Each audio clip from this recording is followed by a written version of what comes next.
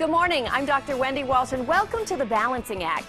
An innovative nail polish that's so easy to apply you'll never go back to that smelly salon again. And Nissan North America's lead designer is a woman named Diane Allen. She's here to talk with us today about her exciting career and how she got there. These stories and so much more to come this morning on The Balancing Act.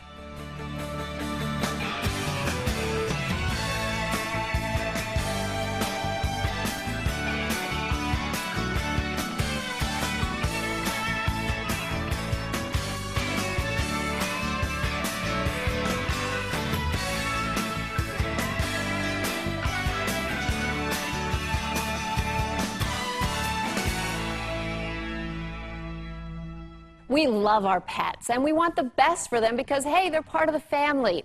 And if you have cats, you know that they're very finicky about their water source. Because of this, they might not drink enough water, which can lead to kidney and other health problems. And we certainly don't want that, do we, Kathy? Not at all. Joined again by my colleague, Kathy Peterson. Welcome. Thanks, Wendy. And joining us, somebody with a simple solution, Sean Rowe, president of Veterinary Ventures. Hi, Sean. How are you? Hello. Good. Sean, tell us, why don't cats like to drink water, and what happens when they don't drink enough water? Well, cats are instinctively drawn to running water in nature. It's always fresher than still or stagnant water. And lack of enough water intake in a cat can lead to an environment where bladder crystals are formed. It causes obstruction, and it leads to the potentially fatal feline urinary syndrome. That would not be good. So who is Mary Burns, and what did she invent? Well, Dr. Burns invented the Drinkwell Pet Fountain for her own cats. She had a cat that would only drink from the dripping faucet in her kitchen sink. No. And as a result, the cat would lay around all day on the counters, in the sinks, waiting for her human to turn the water on. Or Mary would just leave the water running for the cat. Love that water bill. Yes, so needless to say, this became a problem. And one day, Mary did something about it. She invented the Drinkwell Pet Fountain. That looks really cool. It looks like it has a lot of different features. Can you tell us a little bit about the Drinkwell? Absolutely. The water constantly circulates through a replaceable charcoal filter and free falls back into the bowl, which aerates the water, which also makes it fresher and fresher tasting to the pets. The circulation attracts the cats to drink more, and as a result, they have better health and much more water intake. Plus, it has just a real soothing sound to it as well. Absolutely. And what is the green stuff? The green stuff, that is the Aqua Garden. It's an award-winning product. We won the Cat Fancy's coveted 2006 Editor Choice Award for it. And what it is simply a plastic basket with 100% wheatgrass seeds. And there's no additives, there's no soil, just the circulation of the water causes it to grow. That's about 4 to 5 days worth of growth. Wow. And the cat eats it. And the cat eats it. You get to grow a natural treat for your cats of 100% organic wheatgrass. This is wheatgrass that people eat as well. And it provides vitamins and minerals, it helps with hairball control, and it actually helps save houseplants. I get it at my smoothie place. They put it right in the smoothie. Same stuff. Now, did I hear you say you're award-winning? That's right. We've won several awards for many of our different products. The Scoopwell, for example, won the Editor's Choice, Cat Fancy Editor's Choice. Scoopwell, I can imagine what it scoops. 2005. Our Big Dog Fountain, the Drinkwell Big Dog, which is a much larger version of this for bigger dogs, won the Dog Fancy Editor's Choice Award in 2005. And then the very first original fountain that Dr. Burns invented won the Cat Fancy Editor's Choice Award when it first came out. So a famous company. A famous company. No, we've won lots of awards because we make good products and that help pets. It is the only fountain that is developed by a veterinarian for her own cats. And we also support a wide array of rescue shelters and organizations throughout the country. I have to say, this is soothing, and even if I don't have a cat, can I just meditate beside it? Yeah, why not? Tell us where we can find the Drinkwell Pet Fountain and all the other great award-winning products that you're telling us about. Oh, absolutely. My website's probably the best place, petfountain.com, and there's a full list of all the retailers and mail order catalogs and websites that carry the product and all the products. So it's not only beautiful and functional, it's also healthy for your cat. Absolutely. It's the only fountain designed by a veterinarian for her own pets. Thank you so much for being here to tell us about this. Next up, we'll tell you how your nails can be perfect and professional looking in no time at all. Stay with us. I'm Dr. Paul Winter, author of 7 Steps to a Healthy Brain, and you're watching The Balancing Act on Lifetime Television.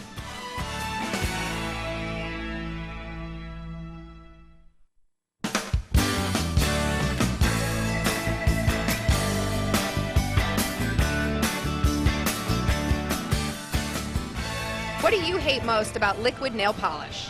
It takes way too long to draw, and you have to be very careful with your hands. You can you have to wait. You just have to wait till it dries. What I hate most about regular nail polish is that I really just don't have the time or patience to let it dry, and it ends up smearing. Can never get it on even, so I usually just don't end up wearing any at all. Well, I hear you, girl. Manicures that don't stay on. But today we're featuring a product that may change your nail care experience forever. Now, what I have here are some color enamel appliques. They are self-stick nail polish strips that go on dry with no smears, and they last up to 14 days. Jean Lee, Sales and Marketing Manager for INCOCO, is here with us today to show this amazing new technology. Welcome, Jean. Thank you very much. Okay, show me how it works. What's the INCOCO kit? It is 100% nail polish, and it is in a self-adhesive film where it already has the base coat, color coat, and top coat pre-applied. So that's all. One step and you're done. One step and you're done. And so inside the kit, you get the color enamel strips, the remover pad, the French manicure sample that you can try, the cuticle stick, and the file. Okay, so what do we do? You open the package. And this is real nail polish. It's 100% real nail polish that is 95% dry, so you can work with it. Yeah. 95% dry gives you that extra 5% flexibility to work with it before it's completely dry. And then what'll happen in about an hour, it'll harden and completely You just peel it off. You just peel it off. Is it super sticky? Oh, you can touch it and you can touch it. You just align it to your cuticle end. Stick it on. Oh, and look, you stretch it. Wow! It's flexible so that it forms to any type of nail. And you simply file it off. And you just use the file to take the end off. And then you have... And you just pull the excess off. A completely manicured nail. Base coat, color, top coat, high gloss, and it's ready to go, and you can touch it. Now, it's 95% dry, and then the other 5% dries, and then it evaporates off, and then it hardens to your nail. So in the meantime, you can still do the laundry. I don't have to wait an hour for my, and sitting in the car in front of the air conditioner. How many people wake up with sheet marks all over their nails? I do. Well, we sent out a team to demonstrate INCOCO's dry nail applique, and here's their reaction. Right. What if I told you that there's a new product out that in an instant you press the application to your finger and voila, your nails are done. There's no scratches and no dings, and you don't have to get it redone for 2 weeks. That sounds fabulous. So I just take it off and stick it on my finger, and it's like nail polish. No dry time or anything. That's amazing. Definitely try this out. Jean, this is such a cool product. Where can we get it? You can find it at Walgreens. It's also available at Walgreens.com. Walgreens and Walgreens.com. Available in over 20 shades. And we have the French manicure kit for people who just love French manicures. Want to get that white tip accurate? No more drawing that line? Just in time for the summer season, we have the pedicure line. Pedicures! Jean, you have saved us for this summer. So many working mothers who have no time. Now I can do a manicure in 5 minutes. Oh, I'm so happy. Thanks for being with us today. Thank and if you. you'd like to learn more about any of the products that you've seen today on our show, you can go to thebalancingact.com. Stay with us.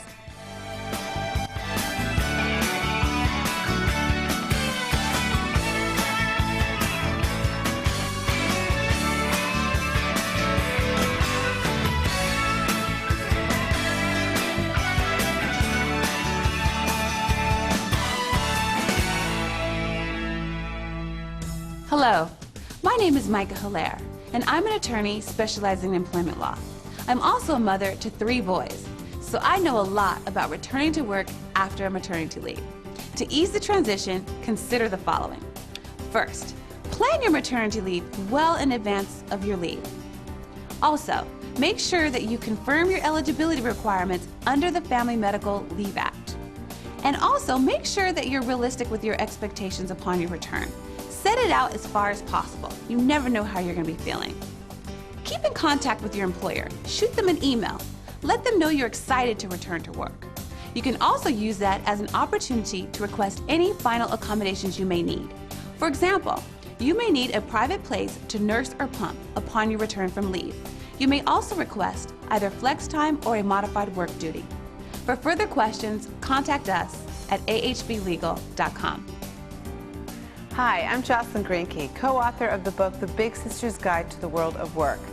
Lots of the girls who call us tell us that they hate going to networking events or joining organizations and attending those functions because of the awkward moments when they don't know anyone, have no one to introduce them around, and have nothing to say. Realize that you're not alone and that you have nothing to lose.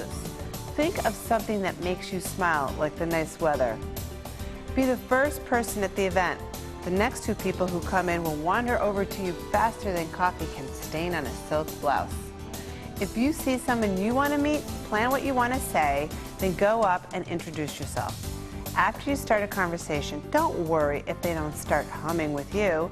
Don't take it personally. Assume they are out thinking about something else. Move on. Have confidence that once you get past those few awkward moments of chatting, you'll begin to relax and it will all start to flow. Hello, I'm Dr. Wendy Walsh with a tip on how to save gas this summer. Stay close to home, be a tourist in your own town. Why not take your kids this summer to the zoo, the science center, the aquarium, or an amusement park near where you live? Some of the best city playgrounds in America are, drum roll please, Margate Park Playground in Chicago, Douglas Park Playground in Santa Monica, California, one of my favorites, and Billy Johnson Playground in New York City. And if you are a New Yorker, don't forget the Central Park Zoo. It's classic, so go play and have fun.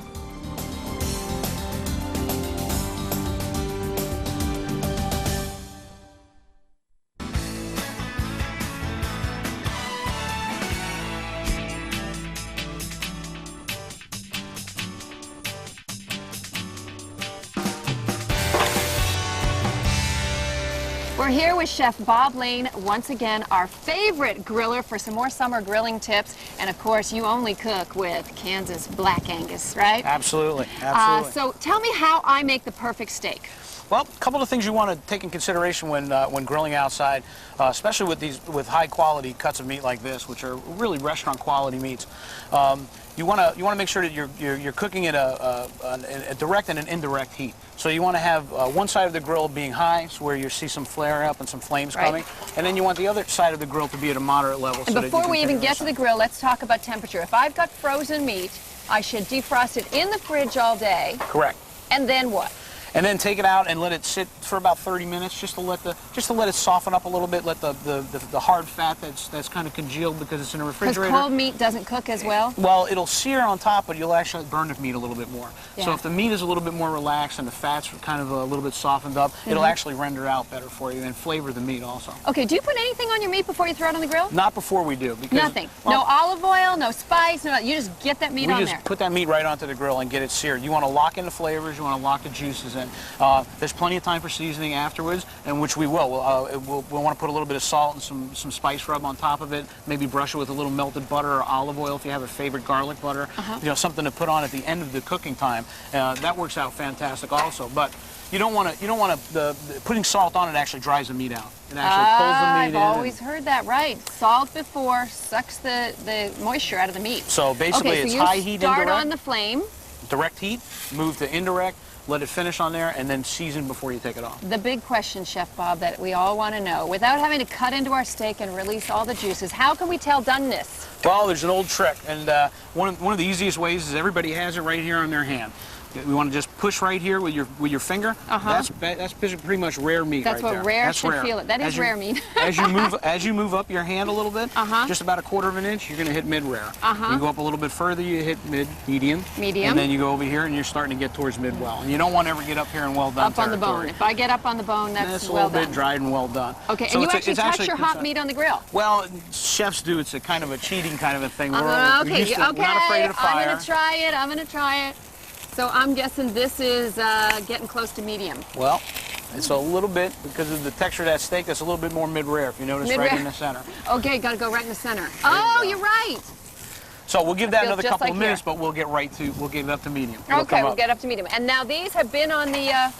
These have been cooking for a little bit of while, so we want to sear on all four sides, basically getting two nice turns on the meat so that the meat has a chance to sear properly. And then once they're off on the moderate heat over here, which you want to always control your temperature, you know, you want to take a little press in the center there. Again, you're pretty much coasting to medium. Oh, yeah, that's close to medium. Closer to medium. Now at this point you would want to put any kind of seasonings or spices right on top of the steak. Now this is your special blend. This is a blend that we use at the restaurant. Oh my gosh, it smells delicious. It has about 12 or 15 different ingredients in it, but mostly dried herbs, and everybody has a favorite seasoning, you know, that they prefer to put on. Some people like to put blackening seasonings on, things like that. Those are all good too. Whatever. Then you paint on some olive oil. Paint on a little bit of extra virgin olive oil, just to sear it in a little bit. Locks in and get some nice juices rolling on Then do you there. flip that or just do it on one side? Well, we're going to take it off. You can actually turn it over just to knock off some of the excess of the heavy seasoning, because that seasoning is quite intense. So you want to turn it over just a minute just to flash that off, and then take it back off. And there you have it. And there you have it. The perfect steak. So let the meat get up to room temperature. Start it on the fire with nothing on it. No salt, for sure. No oil, no nothing. Take it off the fire after it's getting close to what you want, right? Yeah, exactly. Then move it on to the pinch test. Indirect heat. Then you add your spices at the end. Absolutely. And at that point, you want to just maybe, if you have a favorite sauce or something like that, you put it on there and garnish it, and you're ready to eat. Wow. Chef Bob, where can we find these high-quality steaks that are all natural, no hormones, no antibiotics? KansasBlackAngus.com. KansasBlackAngus.com. Thanks for being with us. Thank you. Do you need travel books and toys to keep your kids busy during your next family vacation? Get this complimentary Travel Values coupon book and save more than $200 in products and services, including 20% off at the Scholastic store online. This coupon is yours when you book your next stay at Country Inns and Suites, with 450 locations in North America. So start planning, book your stay, and upload movies and photos from your vacation at www.seeyouontheporch.com.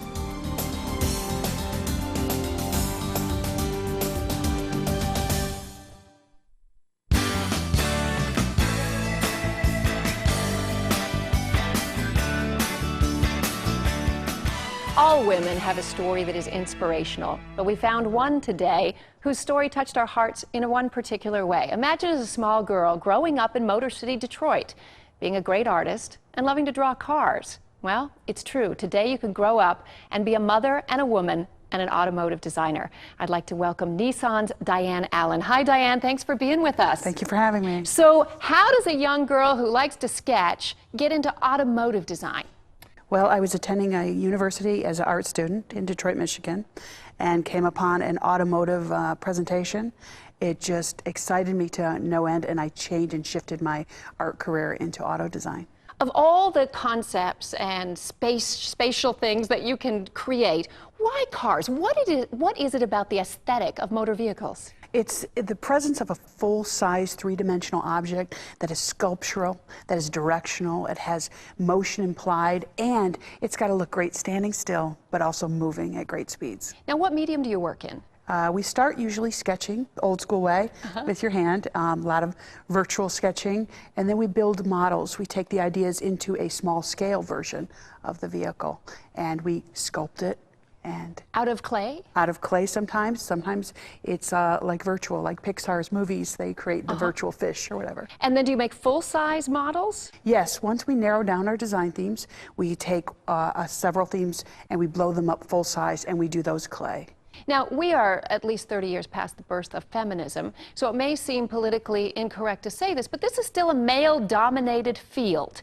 Have you suffered from resistance along the way, building a career in the automotive industry? You know, you would think that would be the case. I think what we're missing is more women in design field, especially the exterior and interior development of design. But to be honest, your work that you create is out there for review, so it kind of supersedes any kind of sexist attitude about your abilities because it is right there in front of you. So the lack of women peers that you may have in the industry, you think mostly has to do with women just don't know that they can have a great career in this area? I think that's true.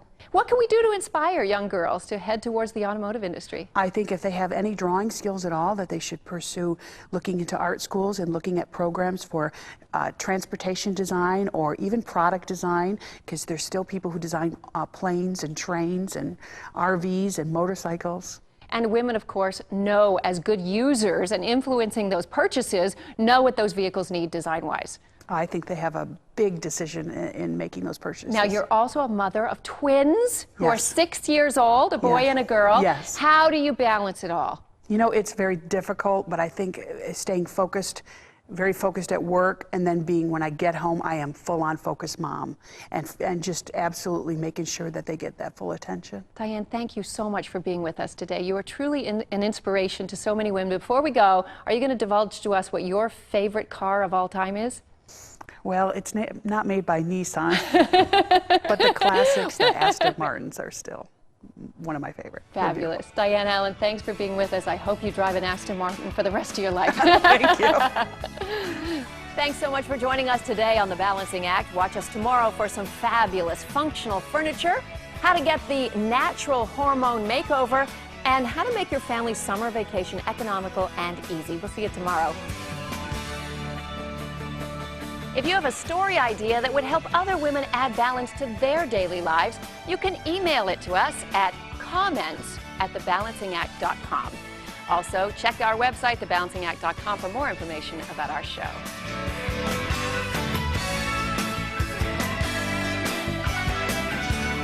Air travel for The Balancing Act provided by Southwest Airlines.